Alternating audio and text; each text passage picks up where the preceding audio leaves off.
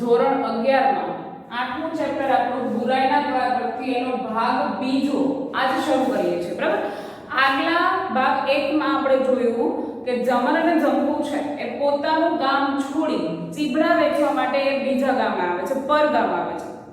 ત્યાં 2 દિવસનું નક્કી કરીને એ લોકો આવ્યા છે કે 2 દિવસમાં બધો માલ વેચી અને પોતાના ગામ પાછા આવી જશે, એટલા જ રોટલા સાથે લઈને આવ્યા હોય છે। પણ 2 દિવસના 4 દિવસ થઈ જાય છે તો પણ પોતાના ચીબડા છે એ વેચાતા નથી। જમન છે એ ચીબડા વેચવા માટે કંઈ બોલતો નથી, ત્યારે જંબુ છે એને શીખવાડે છે કે કેવી રીતે આપણે બોલીએ તો ગ્રાહક છે એ લેવા માટે આવે। ત્યારે જ એક ખેસવારી વ્યક્તિ છે એની ઘરે જાન આવવાની હોય છે, એટલા માટે એ આ જમન અને જંબુ પાસે આવે છે ચીબડા ખરીદવા માટે। પણ જમન અને જંબુનો જે ભાવ છે એ ભાવ સાંભળીને એ લેવાની આનાકાની કરે છે, જંબુ પાસે આવે છે। હવે ત્યાં શરૂ કરીએ છીએ, ટેક્સ્ટબુક ખુલ્લી રાખજો। વેપારી ભાઈ હાટડે હાટડે અને નીચે બેઠક કરીને વેચનારા એકાએકની પાસે ફરે છે। હાટડે હાટડે, હાટ એટલે દુકાન, બરાબર। જ્યાં શાક પીઠમાં દુકાનો છે દરેક જગ્યાએ વેપારી છે ઈ ફરે છે। વારંવાર એની ટાપ આ મજૂર બેરડીની ફાટ ઉપર મંડાય છે। જો ટાપ શબ્દ ન હોય, ટાપ એટલે નજર, નીચે નોટ ડાઉન કરતા જજો। પણ વેપારીની નજર વારંવાર ક્યાં જાય છે તો કે આ મજૂર બેરડી છે જમન અને જંબુ પાસે જે ચીબડા છે એની પાસે જાય છે। જમન જંબુના અંતરમાં આ વાત પરથી વિચારનું જાણે કે એક વલોણું ચાલવા લાગ્યું। વિચારનું વલોણું ચાલવું એટલે મનોમંથન થવું। વેપારી ભાઈનો આ સ્વભાવ જોઈને જમન અને જંબુ છે એના મનમાં વિચારો આવવા લાગે છે। કયા વિચારો આવે છે જોઈએ। આ શેઠિયા હજારોના રડનારા એટલે કે હજારો રૂપિયા કમાવનારા આ જે શેઠ છે એ બધા જનરલ બધાની વાત કરે છે, એ એક વેપારીની વાત નહીં કરે કે હજારો રૂપિયાનો નફો કરવા વાળા છે અને હજારોના ધુવાડા કરીને વરા ઉકેલનારા, વરા એટલે પ્રસંગ, પ્રસંગમાં હજારો રૂપિયા ઉડાડી નાખે છે એમ કે છે। ખોટા ખર્ચા એટલા કરે છે, જે જરૂર છે ઠીક છે, નથી જરૂર ત્યાં પણ એટલા ખર્ચા કરે છે। પણ શાક પાંદડાની વાતમાં પાઈ પૈસાની ગણતરી છોડતા નથી। અવળો મોટો પ્રસંગ લઈને બેઠા હોય, બરાબર, પણ જ્યારે શાકભાજીની વાત આવે તો ત્યારે એમાં એ નફો જોતા હોય છે, તો એમાં પાઈ પૈસાની 1 રૂપિયાની ગણતરી છોડતા નથી। આવું વિચારે છે જમન અને જંબુ। કોણ જાણે આપણે કઈ મેળ્યું ચણાવી નાખીએ, બરાબર। એ લોકો શું કહે છે, કદાચ જેટલો નફો આપણને કરાવે છે તો એમાં આપણે કઈ મેળ્યું ચણાવી નાખવાના હોય આ કમાણીમાંથી। ઈ વેપારીની વિદ્યાએ અવળચંડી એટલે જે શીખા હોય એની પાસે જે જ્ઞાન હોય એનાથી ઊંધું ચાલવાનું। વેપારી પાસે જે વિદ્યા અથવા તો એ જે શીખા હોય એ જ્ઞાન ક્યાં વાપરે છે તો કે જે શીખા છે એને ઊંધું ચલાવવામાં માને છે। બાપ દીકરાને પેલું શાસ્ત્ર જ પડાવે કે આગલા પાસેથી કસીને લેવું અને સામાને ક્ષેત્રે ઈચડી આપવું। આ જે હોય છે વેપારી એમ કે છે એ એનો બાપ છે દીકરાને શિખામણ જ એવી આપતો હોય છે કે સામેવાળી વ્યક્તિ પાસેથી કસીને કઢાવો, પણ તમે જેને આપો છો એની પાસે એને છેતરાવો, બરાબર। એટલે સામેવાળા પાસેથી ભાવ કસીને લેવો અને આપણે કોઈને આપીએ છીએ તો આપણે છેતરાવાનું ને આપણે સામેવાળાને છેતરવાના છે એમ કે છે। એવી વાતો થાય છે ત્યાં તો એક બાઈ રૂમાલ લઈને આવીને ઊભી રહી। હાથ પગ અને ડોકમાં હેમના દાગીના છે, હેમ એટલે કે સોના, પગમાં ચપ્પલની જોડી છે, ઝીણો સુંદર સાડલો છે, ઝીણો એટલે આછા કાપડનો, નાની સી કોથળીમાં ઠીક પૈસા છે। જે બાઈ ત્યાં આવે છે બાઈનું વર્ણન કરેલું છે કે કેવી છે, એના વર્ણન ઉપરથી ખબર પડે છે કે કોઈ સારા ઘરની સ્ત્રી ત્યાં આવે છે। કેમ તે છે ચીબડા આવીને પૂછે છે। 2 પૈસા શેર બોન, બોન એટલે 2। જમન કે જંબુ સામે શું જવાબ આપે છે કે 2 પૈસાના શેર ચીબડા આપેલા છે। અરે એવું તો હોય, તમે મજૂર તો હવે લૂંટવા બેઠા છો। જો એ પણ આવીને એ જ કહે છે કે તમે તો લૂંટવા બેઠા છો। એટલે જોક એક છે, મારે મંદિરે જવાનું મોડું થાય છે. શું કહે છે કે મંદિરે જવાનું મારે મોડું થાય છે એટલે એક શેર ફટાફટ જોખી દે. એમ શેની જોખે છે? જ્યારે જંપુ છે એ જોખે છે તો બાઈ ઉપરથી કચકચ કરે છે કે તું એવી રીતે કેમ જોખે છે. કડી ચડી ગઈ છે ત્રાજવાની ને નમતું જોખ બરાબર છોકરાઓ ફોસલાવવા, જેવી રીતે છોકરાઓ લેવા આવે ને તો એને ફોસલાવી નાખતી હોય એવું કરવા એમ કહે છે. કડી છે એ બેવડી વળી ગઈ છે અને વ્યવસ્થિત જોખ એમ કહે છે. લ્યો આ નમતું કહીને જંપોએ 1.5 શેરથી જાજેરો માલ જોખી આપ્યો. શું કહે છે કે આ નમતું મૂકીને આપું છું બરાબર, એટલે 1.5 શેર કરતા વધારે બેનને જોતા હતા એક જ છે પણ એમાં ઈ 1.5 શેર જેટલું જોખી દે છે. હવે એક ચીર દે આ કાકા ઝીબ્રામાંથી, જેટલું એને જોતું હતું એટલું તો એ લઈ લે છે, એનાથી વધારે જંપુ આપે છે પણ એ શું કહે છે કે એક શેર વધારે નમતું જોખીને ઉપરથી એક બટકું પણ માંગે છે. શેઠાણીએ એક કાપેલ ચીબડા ઉપર ગણગણતી માખો ઉડાડીને એમાંથી ચીર માંગી. જે પાકેલું ચીબડું રાખ્યું હતું એમાંથી માખીઓ ગણગણતી એ માખીને ઉડાડીને એક ચીબડાની ચીર એમાંથી કાપીને આપે છે. હજી પાછી ચીર બોલ હાંસતો મફત ક્યાં દે છે? જ્યારે શેઠાણી માંગે છે ત્યારે જંપુ કહે છે કે 1.5 શેર જેટલું નમતું આપ્યું છે અને હજી ઉપરથી તમારે એક ચીર જોઈએ છે. મારો છોકરો ઘરે જતા જ માંગે છે, ખબર છે? જઈને ઘરે જાય છે એટલે તરત જ એ માંગશે મારી પાસેથી ચીબડું એમ કહે છે. એટલે એ ચીર મફતમાં લે છે પણ બોન જંપુને એ એક એક પલકે પોતાને મહેનતે ઉજરેલો વાળો, ઉજરેલો એટલે સરખું કરેલો, મથીને ગાળેલા કુટીઓ એટલે કે કુવાઓ અને માટલે સારીને 3 મહિના સુધી લાગ લગાટ પાયેલા પાણી સાંભળી આવતા હતા. લાગ લગાટ એટલે કે સતત આ એક ચીર કાપીને દેતા જંપુને એણે જેટલી મહેનત કરી છે, કેવી રીતે વાડાઓ ઉજરેલા છે, કેટલી મહેનતે કુવાઓ ગાળેલા છે, કુવામાંથી કેટલું પાણી સીંચીને વાડાઓને પાયેલું છે, આ દરેક મહેનત એને સાંભળી આવે છે. શિયાળવા અને હરાયા ઢોર હાંકીને ઉજાગરા તાણેલા. શિયાળિયા રાતના શિયાળ આવે છે એ પાક બગાડી ના નાખે અને હરાયા એટલે કે રખડતા ઢોર એ પણ આવી અને વાડામાં જેમ તેમ બધું વેરવિખેર ના કરી જાય એટલે રાત ઉજાગરા કરી અને પોતાના વાડાનું ધ્યાન રાખેલું છે. બધું જ એને યાદ આવે છે. લાવ ચીર દે છે કે નિગરા લે તારું ચીબડું પાછું. શું કહે છે?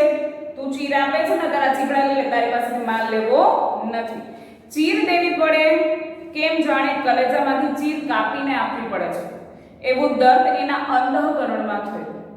એ ચીર કાપીને આપે છે કે એના હૃદયનો ટુકડો કરીને આપે છે એવું દુઃખ એના અંતઃકરણમાં એટલે કે હૃદયમાં થાય છે.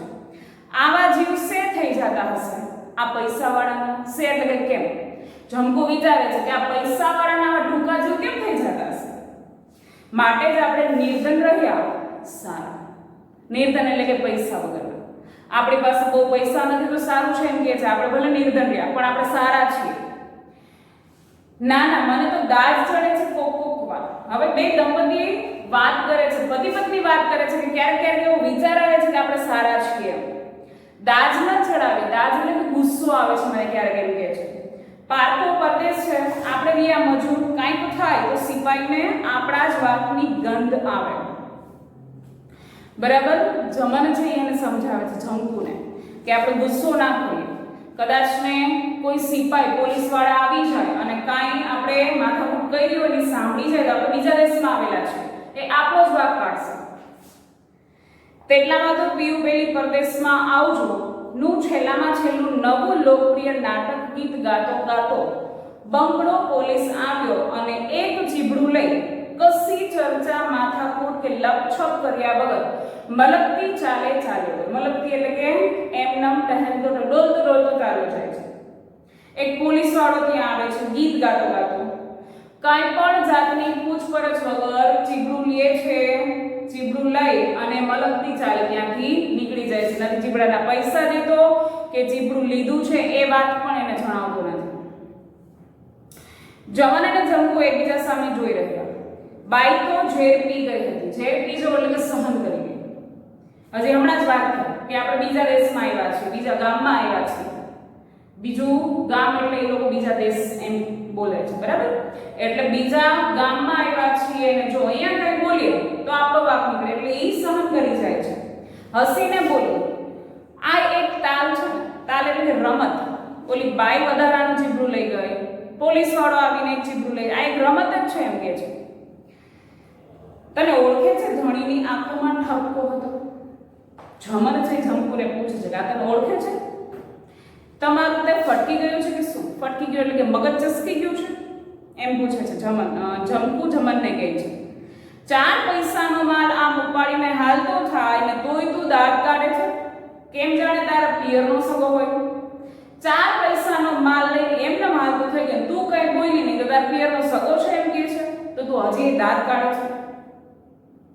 હવે વાત જાતી કરો ને. બાઈએ ધણીના વાસામાં હાથ ફેરવ્યો. જો ને તમારા લોડા 1 મહિનામાં મેલા દાટ થઈ ગયા છે, બહુ જ મેલા થઈ ગયા છે એમ કે 1 મહિનામાં. ઈ કપડાં કેટલા ટાઈમ સુધી પહેરેલા હશે એમ કે છે, બહુ મેલા થઈ ગયા છે. આજે સાંજે મારા બાપને ઘરે પહોંચવા દે, ત્યાં ખારો પાટ છે. ખારો પાટ એટલે કે દરિયો. જમકુ કહે છે સાંજે મારા પિતાના ઘરે જાય એટલે ત્યાં દરિયો છે. તે સંધાઈ લુગડા ત્યાં ઘસી ભૂસી ચોડી હનુમાનની કુઈએ રૂપાળા ધમધમાવી નાખું. દરિયામાં જાય અને સરસ રીતે ચોડી નાખીશ અને હનુમાનજીનું મંદિર છે ત્યાં ડેરીએ કૂવો છે, કૂવાનું પાણી લઈ ચોડી અને સૂકવી નાખીશ એમ કે સરસ ધોઈ નાખીશ. ધણીના કલેજાને કળ વળે છે જાણે કે આ સુવાળા વચનો વડે ઉતરી. કળ એટલે કે જે ગુસ્સો ચડ્યો હતો એ જમકુના સારા વાક્યો, પ્રેમાળ વાક્યોથી ગુસ્સો છે એ ઉતરી જાય છે. માતાના સન્માન શરમ આવે છે. હવે જમકુ શું કહે છે કે હવે બોલો, શાક વેચવા માટે જેમ બધા શાકવાળા રાડું પાડે છે એમ તમે બોલો. ત્યારે જો મને કહે છે કે મને શરમ આવે છે. હે છે નાની વહુ. નાની વહુની જેમ શું શરમાય છે એમ કે છે. કહીને કોમળ કંઠે જમકુએ સુર છેડ્યા. જમન શરમાય છે એટલે હવે જમકુ બોલે છે એ આ શરબતના કૂપા લઈ જાઓ. શરબત જેવા મીઠા કુવા આ ચીબડા છે એમ કે છે એ લઈ જાઓ. આ દૂધિયા માલ લઈ જાઓ. દૂધ જેવો ચોખ્ખો માલ. દૂધિયા માલ એટલે દૂધ જેવો ચોખ્ખો માલ છે એ લઈ જાઓ. સાંજ નમતી હતી. વર વહુના ચહેરા ઉપર પશ્ચિમના કેસુડા જાણે રંગ ઢોળતા હતા. પશ્ચિમના કેસુડા. સાંજ ઢળતી હતી મતલબ સૂર્ય આથમતો હતો અને જે સૂર્ય આથમે છે એને પશ્ચિમ દિશાનો કેસુડો કીધો છે. આથમણી દિશાના માળી સૂરજે સીમાડા ઉપર ફૂલ ભરપૂર ખાખરાના કેસરિયા વન ખડા કર્યા છે. આથમણી દિશામાં જાણે કે સૂર્યના પ્રકાશ પડે છે. પ્રકાશથી કેસુડાના ઝાડવા ઊભા હોય અને એની ઉપર કેસુડાના ફૂલ આવ્યા હોય એવું વાતાવરણ લાગે છે.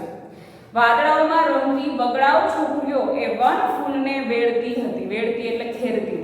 કેવું સરસ કલ્પના કરી છે કે વાદળાઓમાં રમતી વગડાઉ કન્યા. વગડાઉ એટલે કે જંગલની કન્યા.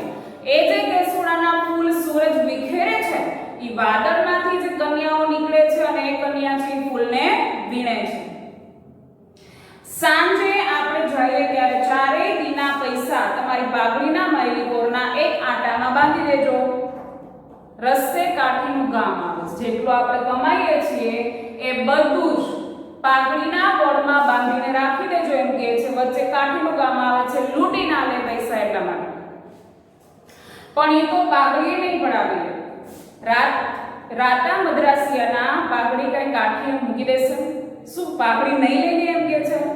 એને જો પૈસા જોતા હશે તો એ પાઘડી પરથી પણ લઈ લેશે અને રાતા મદ્રાસી એક જાતનું કિંમતી કપડું છે એ પણ ઉતરાવીને લઈ લેશે. ઠીક ત્યારે હું મારે કેડીએ બાંધી લઈશ. જમકુ કહે છે કે હું મારા કમરના પટ્ટામાં એ પૈસા બાંધી લઈશ. બકરીને હાંકતા હાંકતા ફરીથી બાઈએ લલકાર કર્યો.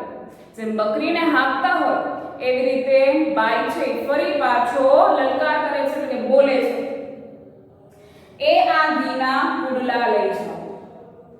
આ જે ઘીનો ગુડલો છે એ લઈ જાઓ એમ કે છે. એટલું શુદ્ધ કેમ કર્યા ચીબડા? એક એમ પૂછતો જવાબની રાહ પણ જોયા વગર એક જુવાન નીચે બેસીને કહે છે અધમણ જોકો. ખાલી આવીને એટલું પૂછે છે કે કેમ આપ્યા, પણ જવાબની રાહ જોયા વગર જુવાન કહી દે છે કે અડધો મણ આપી દો એમ કહે છે. સુમનલાલ પેલા ખેસદારી વેપારી સામેની એક ખોજાની દુકાને ઊભા હતા. ખોજા એટલે કોને કહેવાય? તો કે હિન્દુમાંથી જે મુસ્લિમ બનેલા છે એને ખોજા. સુમનલાલ એટલે કે જે પેલો ખેસદારી વેપારી હતો ને એનું નામ સુમનલાલ છે. એ ક્યાં ઊભા હતા? તો કે આગળ એક ખોજાની દુકાને ઊભા હતા. ત્યાંથી આ જોવે છે. તેણે આ સુમનલાલને હાથની ઈશારા કરીને બોલાવી લીધા. ખેસદારી વ્યક્તિ એ વેપારી જ છે. સુમનલાલ એટલે જે નીચે બેઠેલો વ્યક્તિ છે એને બોલાવી લે છે ત્યાંની પાસે. ઉતાવળ કરો, આ છે પરગામના, સાંજ પડશે એટલે મફત આપી દઈને ભાગશે. ખોટી તમે ઉતાવળ ના કરો એમ કે છે આ પરગામના છે, એને સાંજ પડે બધો માલ વેચીને વયું જાવ છો એટલે એ સસ્તામાં કાઢી નાખશે. એવા થાકેલા છે. તમે થોડીવાર થોભી જાઓ, થોડીવાર તમે રોકાઈ જાઓ એમ કે છે. થાકેલા છે પછી હમણાં નીકળી જશે. આનાના 3 શેર લેખે આખો લોટ આપણે ઉપાડીને પછી વેચી લેશું. લોટ એટલે જથ્થો. આનાના 3 શેર લેખે જેટલા એની પાસે ચીબડા છે એ બધા આપણે લઈ લેશું અને પછી ભાગ પાડી નાખશું. જમન જંબુએ સમજી લીધું. આપણું ઘરાક ટાળ્યું ઓલિયા શેઠે. જમન અને જંબુ છે સમજી જાય છે કે આપણું જે ગ્રાહક છે એ ઓલિયા શેઠે ટાળી નાખ્યું. આજનો પાઠ અહીંયા સુધીનો રાખીએ છીએ. આગળનો આગલા લેક્ચરમાં જોઈશું. Thank you.